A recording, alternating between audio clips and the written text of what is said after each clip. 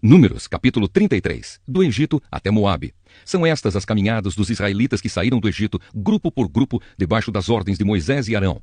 Moisés ia anotando os nomes dos lugares de onde partiam, de acordo com as ordens de Deus, o Senhor. E são estas as caminhadas conforme os lugares de partida. O povo de Israel saiu do Egito no dia 15 do primeiro mês do ano, um dia depois da primeira Páscoa. Eles saíram de Ramessés de maneira vitoriosa, e todos os egípcios os viram. Os egípcios estavam sepultando os seus primeiros filhos que o Senhor havia matado. Assim o Senhor mostrou que era mais poderoso do que os deuses do Egito. Depois de saírem de Ramessés, os israelitas acamparam em Sucote. Saíram de Sucote e acamparam em Etã, que está na beira do deserto. Saíram de Etã e voltaram a Pi-Hairote, que fica a leste de Baal-Zefon, e acamparam perto de Migdol. Saíram de Pi-Hairote e passaram pelo meio do Mar Vermelho e chegaram ao deserto de Sur. Caminharam 3 dias no deserto e acamparam em Mara. Dali foram para Elim e acamparam ali. Em Elim havia 12 fontes de água e 70 palmeiras. Saíram de Elim e acamparam perto do Golfo de Suez. Partiram dali e acamparam no deserto de Sim. Dali foram até Dofca, onde acamparam. Partiram de Dofca e acamparam em Alus. Depois de Alus, acamparam em Refidim. Porém ali não havia água para o povo beber. Na caminhada de Refidim até o Monte Or, eles acamparam nos seguintes lugares: deserto do Sinai, Quibrote Ataavá, Hazerote, Ritma, Rimon Pérez, Libna, Rissa, Quealata, Monte Sefer, Arada, Maquelote, Taate, Tera, Mitká, Asmona, Monzerote, Benejacã, Hor Hagidgade, Jotbatá, Abrona, Ezion-Geber, deserto de Zin, isto é, Cádiz, e o Monte Or, que fica na fronteira da terra de Edom. Por ordem de Deus, o Senhor, o sacerdote Arão subiu o monte Or e morreu ali no dia 1º do 5º mês, 40 anos depois que os israelitas tinham saído do Egito. Arão tinha 123 anos de idade quando morreu. Então o rei cananeu de Arade, que morava na região sul da terra de Canaã, soube que os israelitas estavam chegando. Do monte Or até as planícies de Moabe, os israelitas acamparam nos seguintes lugares: Salmona, Punom, Obote, ruínas de Abarim, que ficavam na fronteira com Moabe, Dibongade, Almon de Blataim, Serra de Abarim, que fica perto do monte Nebo, e planícies de Moabe, entre Bet-Gesimote e o Vale das Acácias, no lado leste do rio Jordão, na altura de Jericó, que ficava no outro lado do rio. Deus manda expulsar os cananeus. Nas planícies de Moabe, junto ao rio Jordão, na altura de Jericó, que ficava no outro lado do rio, o Senhor mandou que Moisés desse aos israelitas as seguintes ordens: quando vocês atravessarem o rio Jordão e entrarem na terra de Canaã, expulsem todos os moradores daquela terra. Destruam todos os seus ídolos de metal e de pedra e todos os seus lugares de adoração. Tomem posse da terra e morem nela, porque eu a estou dando a vocês. Repartam a terra por sorteio entre as tribos e os grupos de famílias. Aos grupos de famílias mais numerosos, deem uma parte maior, e aos grupos menos numerosos, deem uma parte menor. Porém, se vocês não expulsarem os moradores do país, os que ficarem serão para vocês como espinhos nos seus olhos e como ferrões nas suas costas, e trarão problemas para vocês na terra em que vocês morarem. E farei com vocês tudo o que eu havia pensado fazer com eles. Meu povo, escute o meu ensino e preste atenção no que estou dizendo, pois falarei com vocês por meio de provérbios e explicarei os segredos do passado. São coisas que ouvimos e aprendemos, coisas que os nossos antepassados nos contaram. Não as esconderemos dos nossos filhos, mas falaremos aos nossos descendentes a respeito do poder de Deus, o Senhor, dos seus feitos poderosos e das coisas maravilhosas que ele fez. O Senhor deu leis ao povo de Israel e mandamentos aos descendentes de Jacó. Ordenou aos nossos antepassados que ensinassem essas leis aos seus filhos para que os seus descendentes as aprendessem, e eles, por sua vez, as ensinassem aos seus filhos. Assim eles também porão a sua confiança em Deus, não esquecerão o que ele fez e obedecerão sempre aos seus mandamentos. Eles não serão como seus antepassados, um povo rebelde e desobediente que nunca foi firme na sua confiança em Deus e não permaneceu fiel a ele. Os homens da tribo de Efraim, armados com arcos e flechas, fugiram no dia da batalha. Os israelitas não cumpriram a aliança que Deus havia feito com eles e não quiseram obedecer à sua lei. Esqueceram os milagres que ele havia feito na presença deles. Diante dos seus antepassados, Deus realizou milagres na planície de Zoã, na terra do Egito.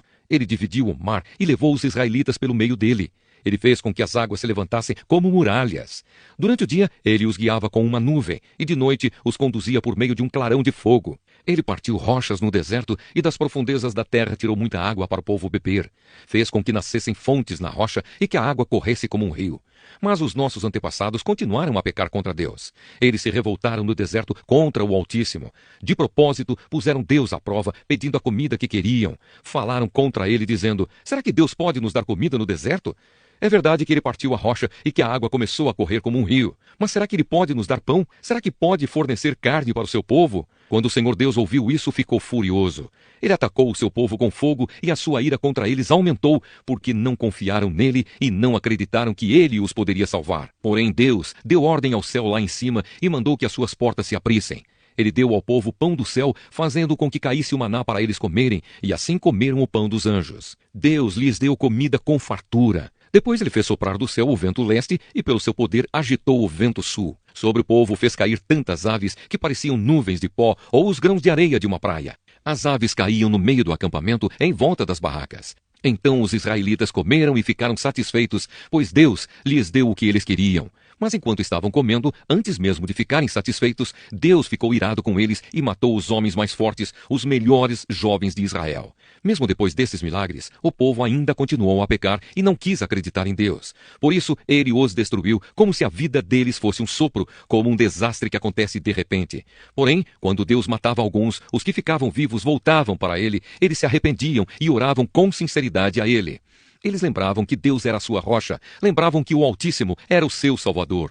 Mas todas as palavras deles eram mentiras. Tudo o que diziam era apenas para enganar.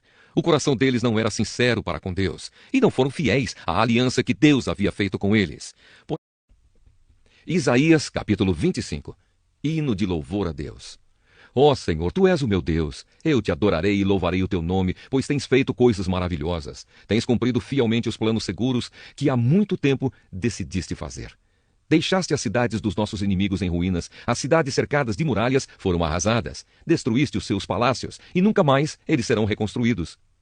Por isso povos poderosos te louvarão, e tu serás temido nas cidades onde mora gente cruel. Pois tens sido o protetor dos pobres, o defensor dos necessitados, um abrigo na tempestade e uma sombra no calor.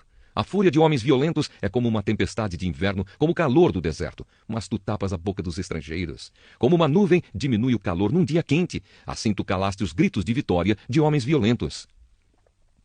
Um banquete para todos os povos. No Monte Sião, o Senhor Todo-Poderoso vai dar um banquete para todos os povos do mundo. Nele haverá as melhores comidas e os vinhos mais finos, e ali ele acabará com a nuvem de tristeza e de choro que cobre todas as nações. O Senhor Deus acabará para sempre com a morte. Ele enxugará as lágrimas dos olhos de todos e fará desaparecer do mundo inteiro a vergonha que o seu povo está passando. O Senhor falou. Naquele dia todos dirão, Ele é o nosso Deus. Nós pusemos a nossa esperança nele e Ele nos salvou. Ele é o Senhor e nós confiamos nele. Vamos cantar e nos alegrar, porque Ele nos socorreu. Deus castigará Moabe. O Senhor Deus protegerá o Monte Sião, mas o país de Moabe será pisado como se pisa a palha de um depósito de esterco. Os moabitas estenderão os braços como quem está tentando nadar. Mas apesar de todo o seu esforço, os moabitas orgulhosos serão humilhados por Deus. Ele derrubará as altas e fortes muralhas de Moabe e as deixará completamente arrasadas. Primeira carta de João, capítulo 3. Vejam como é grande o amor do Pai por nós. O seu amor é tão grande que somos chamados de filhos de Deus e somos, de fato, seus filhos. É por isso que o mundo não nos conhece, pois não conheceu a Deus. Meus amigos, agora nós somos filhos de Deus, mas ainda não sabemos o que vamos ser. Porém sabemos isto, quando Cristo aparecer, ficaremos parecidos com Ele, pois o veremos como Ele realmente é. E todo aquele que tem essa esperança em Cristo, purifica-se a si mesmo, assim como Cristo é puro. Quem peca é culpado de quebrar a lei de Deus, porque o pecado é a quebra da lei. Vocês já sabem que Cristo veio para tirar os pecados e que Ele não tem nenhum pecado. Assim, quem vive unido com Cristo não continua pecando, porém quem continua pecando nunca o viu e nunca o conheceu. Meus filhinhos, não deixem que ninguém os engane. Aquele que faz o que é correto, assim como Cristo é correto. Quem continua pecando pertence ao diabo, porque o diabo peca desde a criação do mundo. E o Filho de Deus veio para isto, para destruir o que o diabo tem feito. Quem é filho de Deus não continua pecando, porque a vida que Deus dá permanece nessa pessoa. E ela não pode continuar pecando, porque Deus é o seu Pai.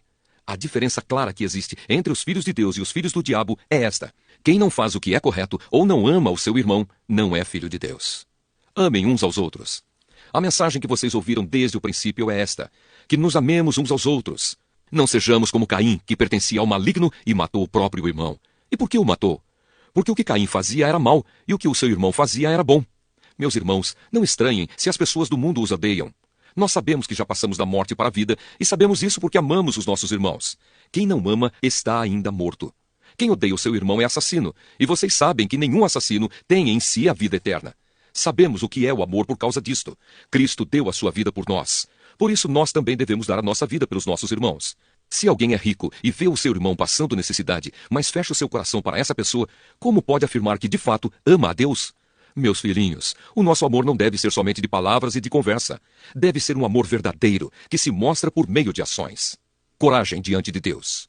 É assim então que saberemos que pertencemos à verdade de Deus e que o nosso coração se sente seguro na presença dele. Pois se o nosso coração nos condena, sabemos que Deus é maior do que o nosso coração e conhece tudo. Portanto, meus queridos amigos, se o nosso coração não nos condena, temos coragem na presença de Deus. Recebemos dele tudo o que pedimos, porque obedecemos aos seus mandamentos e fazemos o que agrada a ele. E o que ele manda é isto, que creiamos no seu Filho Jesus Cristo e que nos amemos uns aos outros, como Cristo nos mandou fazer. Quem obedece aos mandamentos de Deus vive unido com Deus, e Deus vive unido com ele. E por causa do Espírito que ele nos deu, sabemos que Deus vive unido conosco.